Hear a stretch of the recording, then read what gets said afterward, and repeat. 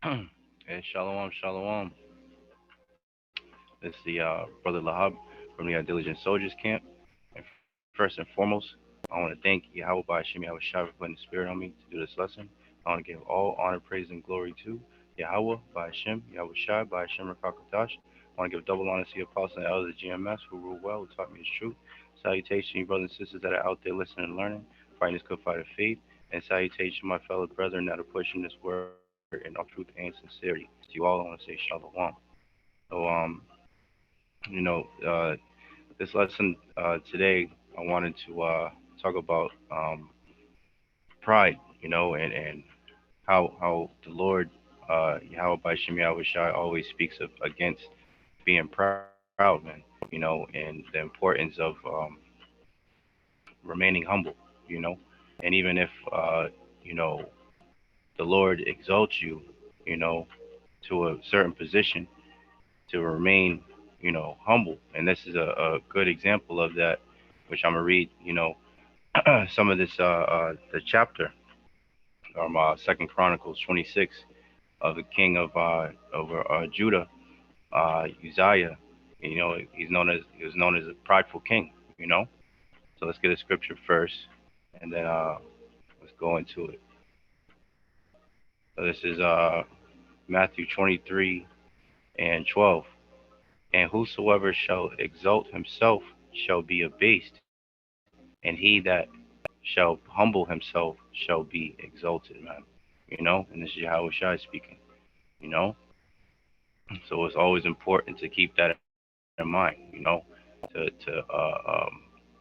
remain humble in this, as the scriptures say, the meek shall inherit the earth, man. The Lord hates pride. So let's get it. I just want to get the definition of pride real quick. And it reads, pride, a feeling of deep pleasure or satisfaction derived from one's own achievements, the achievements of those with whom one is closely associated, or from qualities or possessions that are widely admired, right? So, pleasure, joy, delight, gratification, fulfillment, satisfaction, you know? So, and the Lord hates, a proud look, as the scriptures say. All right, so let's get into the story. So this is Second Chronicles 26. Um, yeah, 26, and I'll start at 1. So, Lord willing, this is edifying to the elect, and I wanted to go into this because I mentioned it yesterday at camp, and the brothers, hadn't particularly heard about this, so I figured it was a good opportunity to help, edify the body as well as brothers and sisters, that are out there, So this is Second Chronicles 26 and 1. Then all the people of Judah took Uzziah, who was 16 years old, and made him king in the room of his father Amaziah.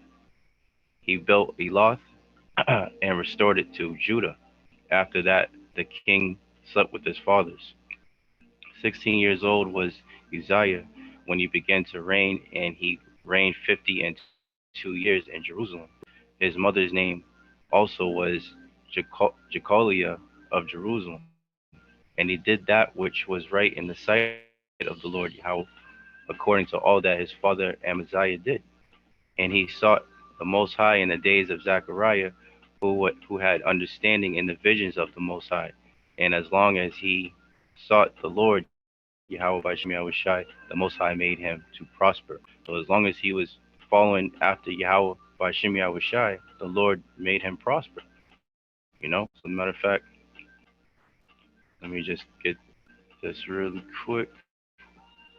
So this king Uzziah reigned after the kingdom split, right? So after King Solomon passed and the kingdom was split to the northern and the southern kingdom, he was, I believe, the third king of Judah, if I'm not mistaken.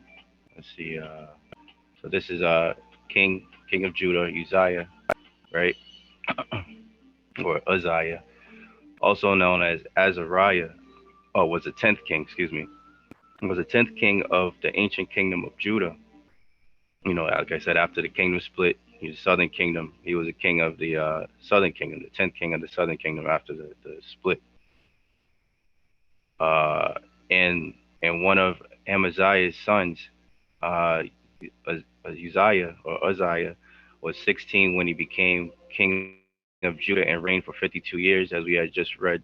The first 24 years of his reign were as a co-regent with his father Amaziah. William F. Albright dates Uzziah's reign to 783 to 742 BC, right? I just wanted to get that information out before we continue on. So, you're right. And he sought the Most High in the Second Chronicles. Yeah, Second Chronicles 26 and 5. And he sought the Most High in the days of Zechariah, who had understanding in the visions of the Most High. And as long as he sought the Lord, right, YAHAWASHI, the Most High made him to prosper, right? Uzziah succeeds in war, and he went forth and warred against the Philistines and break down the wall of Gath and the wall of Jabneh and the wall of Ashdod, and built cities about Ashdod and among the Philistines. And the Most High helped him against the Philistines and against the Arabians that dwelt in Gerbaal and the Mahanims.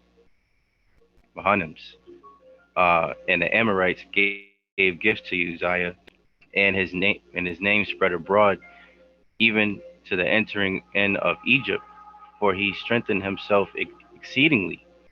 Right. So he's getting all this fame and glory. Right. The Lord's giving him all this fame and glory. Right. Because he was seeking after Yahweh by Shem Yahushai. Right. Moreover, Uzziah built towers in Jerusalem at the corner gate and at the valley gate and at the turning of the wall and fortified them. Also, he built towers in the desert and digged many wells, for he had much cattle, both in the low country and in the plains, husbandmen also, and vine dressers in the mountains and in Carmel, for he loved husbandry, right? So he was very rich, right? Being exalted, right? As this first scripture we read, right? Because he was coming in a humble manner, so he was exalted, right? It says in Matthew 23 and 12, and whosoever shall exalt himself shall be abased, and he that shall humble himself shall be exalted. So he was coming in a humble state, and he was being exalted, right? So let's continue reading. Moreover, Uzziah had an host of fighting men, and went out to war by bands, according to the number of their account, by the hand of Giel, the scribe of Maaseiah, the ruler, under the hand of Hananiah, one of the king's captains.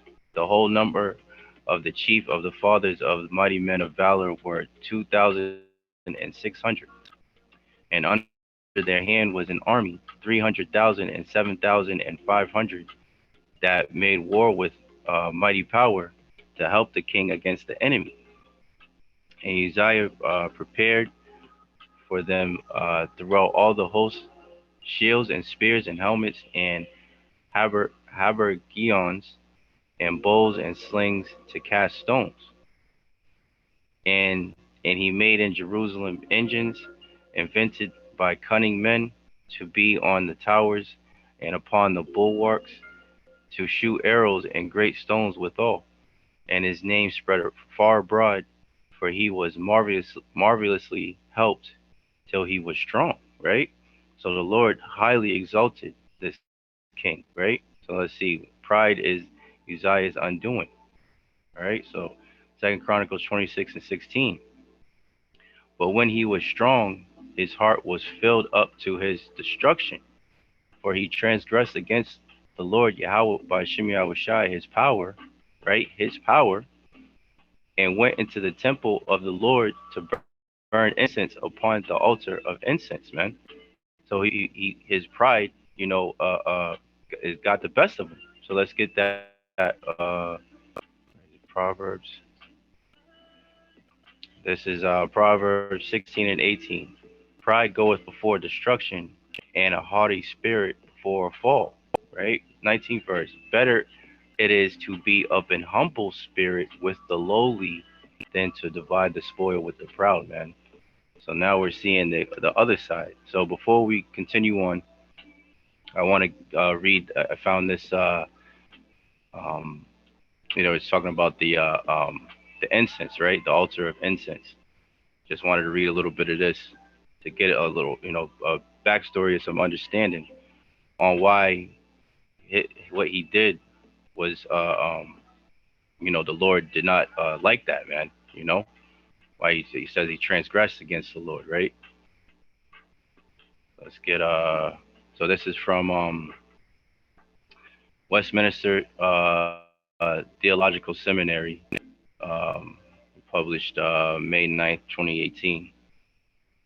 So let's see, where was it at? I just kind of want to get to the point. Let's see. Okay, I'll start here.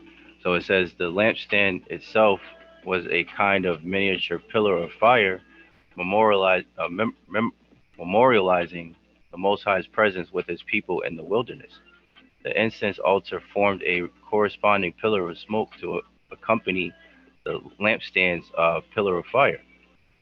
It says, what is more, the smoke from the incense itself, constantly rising from the altar, came to symbolize the prayers of the Most High's people constantly ascending before the Lord. In the tabernacle, incense could only be offered by the priest, right? So this is a point I want to get, but I'm going to read the rest. But I wanted to highlight this point right here. Incense could only be offered by the priests, who thus served as mediators between the people and the Most High, symbolically bringing their prayers into the presence of the Most High. This idea is expressed in Psalms 141 and 2, where David prays to the Lord, let my prayer be set before you as incense. So let's go grab that real quick. It's right here. So an evening prayer for sanctification and protection. Psalms 141 and 1, Psalm of David. Lord, YAHAWAH YAHAWASHI, I cry unto thee, make haste unto me, give ear unto my voice when I cry unto thee. Let my prayer be set forth before thee as incense, and the lifting up of my hands as the evening sacrifice, right? I just wanted to highlight that point, before we continue on reading. So let's see where we're at. It says a notable breach in this protocol is recorded in 2nd Chronicles, when King Azariah, also known as Uzziah, or Uzziah, tried to enter the holy place and burn an incense offering on his own behalf over the process of the priest, in place of the elevated status he sought, right? Because he was so proud, right? He thought he could just go in there and do whatever he wanted to do, right? And it says, I'll read this. He was struck with leprosy, which made him unclean and therefore unable to enter any part of the temple complex in the future, right? And that's the part which 2nd Chronicles 26, 16, 21. So that's the part we're going to read, right? So I just wanted to highlight that part, so we have some understanding of why the Most High felt that way about what he did, because it was, the priests are the only ones that's supposed to do that, right? So let's continue on. 2nd Chronicles 26 and 16. But when he was strong, his heart was lifted up to his destruction, right? Pride goes before destruction. For he transgressed against the Lord YAHAWAH YAHAWASHI, his power, and went into the temple of the Lord YAHAWAH YAHAWASHI to burn incense upon the altar of incense. And Azariah the priest went in after him, and with him fourscore priests of the Lord Yahweh that were valiant men, excuse me. And they withstood Uzziah the king, and said unto him, it, it, it appertaineth not unto thee, uh, excuse me, Uzziah, to burn incense unto the Lord Yahweh, but to the priests of the sons of Aaron that are consecrated to burn incense. Go out of the sanctuary, for thou hast trespassed, neither shall it be for thine honor from the Lord Yahweh of thy power. Right? So this is, it basically explains it right in here. But I wanted to, get it out of there as well, so we had to understand it. It says, then Uzziah was wroth and had a censer in his hand to burn incense. And while he was wroth with the priest, the leprosy even rose up in his forehead before the priest in the house of the Lord Yahweh from beside the incense altar. So he was struck with leprosy, man. He started, basically started, like I forget the disease, vitiligo. Basically, like, I think there was like a model that has it, but it's basically spots of paleness, where your melanin is going away from you. It's the same thing that happened with was it Moses? He put his hand inside his under his, in his garment, or in his I believe under his garment, and pulled it out, and it was leprous. It was like white as snow. It said, right? He looked like his hand looked like a so-called white person's hand, right? And then he put it back in, and then it became the rest, like the rest of his flesh, right? So this is what's happening to the king Uzziah. And it says, and Uzziah the chief priest, Azariah the chief priest, and all the priests looked upon him, and behold, he was leprous in his forehead, and they thrust him out from thence. Yeah, himself hasted also to go out, because the Lord Yahweh had smitten him. And Uzziah the king, or Uzziah the, I think it's Uzziah the king, was a leper unto the day of his death, and dwelt in a several house, being a leper, for he was cut off from the house of the Lord. Right. So let me read the. And Jotham his son was over the king's house, judging the people of the land. So let's get, just so we have an understanding of several house.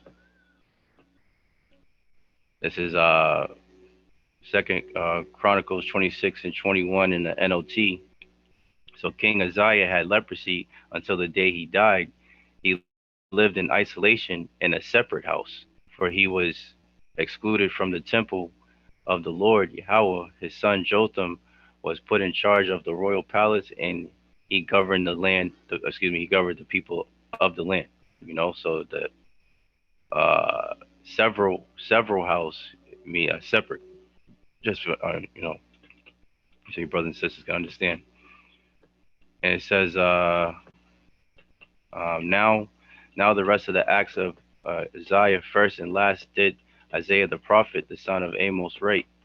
So Uzziah slept with his fathers, and they buried him with his fathers in the field of the burial, which belonged to the kings, for they said, he is a leper, and Jotham his son reigned in his stead, man. So I wanted to highlight that, because the Lord, that's an example of how important it is to stay humble in this thing, man, and to not, get ahead of yourself and boast and forget, pretty much forget where you came from, man, or forget who put you in that position in the first place, man. YAHAWASHI. So it's important to always remain humble, remain lowly, Let's read this again. Matthew 23 and 12. And whosoever shall exalt himself shall be abased. Right? He exalted himself, going into the temple and thinking that he could just surpass the priest and just give up his own, burn his own incense on the incense altar, man. And the Lord was not with that. And the Lord abased him, man. Struck him with leprosy so that he was unclean, and then he couldn't even enter into the temple at all, you know? And it says, and he that shall humble himself shall be exalted, man. Let's get a couple more scriptures, you know, prove that point. Um, all right, let's get Sirach, otherwise known as Ecclesiasticus, otherwise known as Sirach, chapter 5, and I'll start at 1. Set not thy heart upon thy goods, and say not, I have enough for my life. Follow not thine own mind and thy strength to walk in the ways of thy heart, right? Because he was walking in the ways of his own heart because he was so proud, you know? And say not, who shall control me for my works? For the Lord will surely revenge thy pride, man. You know? So you gotta always gotta make sure if that pride demon starts to creep up on you, man, you gotta check that, man. You know? And there's elder not the Zakba just did a lesson on I forget the dude's name, but he's basically you know how do I say it? It's pride's coming on him. He's been in the truth. I don't know, probably like 6, 7 years or something like that. I remember I used to listen to him, but I could personally I could sense that he just didn't seem right, in the spirit to me. So but I just as long as he was still pushing the word, and I hadn't heard anything that he said wrong up until as of late. But you could start to see that pride is starting to kick in, man, and now the Lord is beginning. He was I don't want to say exalted, but he had a nice amount of brothers and sisters that would listen to him and everything, and he would put up edifying videos and stuff like that. But now it seems like the pride has got on him, and the Lord is starting to bring him down, man. You know, So and there's plenty of examples, even in these different camps, man. Let's see. I got that one. I got that one. Let's see. Yeah, that's another lesson. So yeah, let me just get this one right here. Second Ezra 8:49, and that thou hast humbled thyself as it becometh thee, and hast not judged thyself worthy to be much glorified among the righteous. Right? Let me see. Yeah, kind. And then because you humble yourself, as the scriptures say, how should I say it? He as child, as this child, I think, or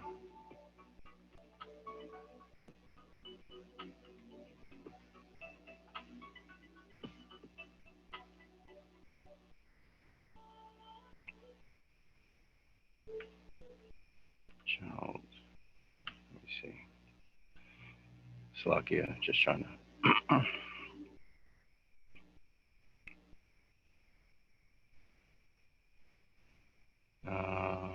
Child growth, child.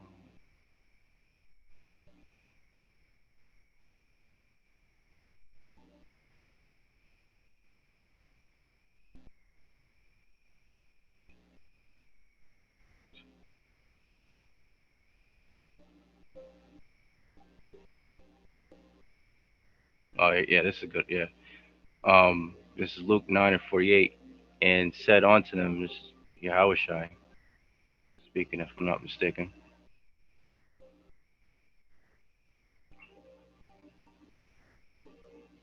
Yep.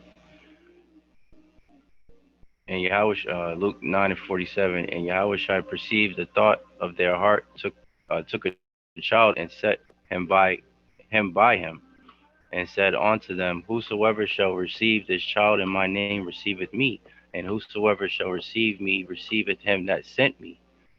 For he that is least among you all, the same shall be great, man. You know, so multiple scriptures we talked about being lowly, man, and how the Lord is going to exalt, the ones of us that are the meek right now. You know,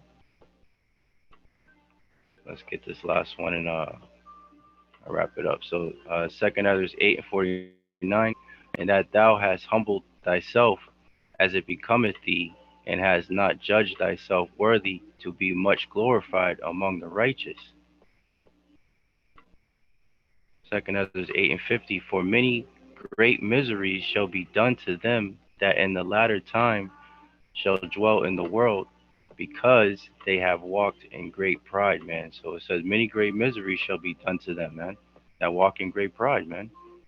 You know, so we gotta make it a point to use this story that in the scriptures as an example of what happens when you walk in great pride, man.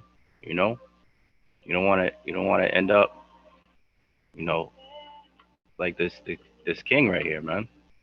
You know, so that's pretty much the point. Lord willing, this was edifying, to the elect.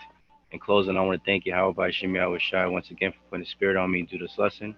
I want to give all honor, praise, and glory to Yahweh, BAHASHAM, YAHAWASHI, BAHASHAM, Rakakadash. I want to give double honor to the apostles and elders of GMS who rule well, who taught me the truth. Salutations to you brothers and sisters that are out there listening and learning, fighting this good fight of faith. And salutations to my fellow brethren that are pushing this word in all truth and sincerity. To you all, I want to say Shalom. I want to say DTA, Abal Babal, and Kwam Yasharallah. Shalom. To the next one.